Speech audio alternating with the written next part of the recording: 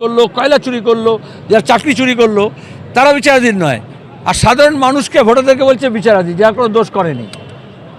এই জন্য আমরা আজকে এসেছি যে দ্রুত একটাও বিচারাধীন রাখা যাবে না।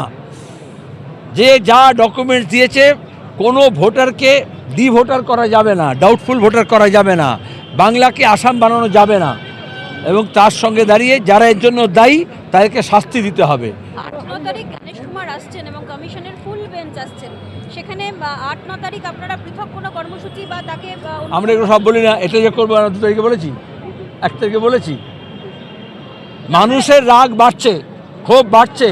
যখন সিএনআরসি করার চেষ্টা করেছিল, 2 কোটিকে তাড়িয়ে দেবো বলেছিল, মোদির সাহস হয়নি এয়ারপোর্ট থেকে কলকাতা রাজভবনে আসার গাড়ি করে, হেলিকপ্টার করে এসেছিল, রাত্রে কলকাতায় থাকতে পারেনি, গিয়ে বেলুড়ে চলে গেছিল, মনে আছে তোমাদের? তারপরে বিজেপি আর তৃণমূল কিরম গাঁটছাড়া বাঁধলো, মমতা গিয়ে চুপি চুপি রাজভবনে গিয়ে দেখা করলেন, নাটক করলেন, আর তারপরে যারা আন্দোলন করছিল তাদেরকে গ্রেপ্তার করলেন, জেলে পাঠালেন।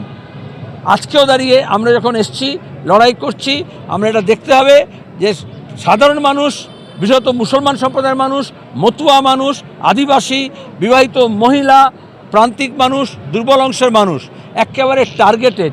অ্যাসেম্বলি, জেলা এবং বুথ দেখলে বোঝা যাবে যে কীভাবে আরএসএসের গেম প্ল্যান রাজ্য এবং জেলা এবং তার সঙ্গে হচ্ছে অল ইন্ডিয়া প্রশাসন মিলে নির্বাচন কমিশনকে দিয়ে এই কাজটা করেছে।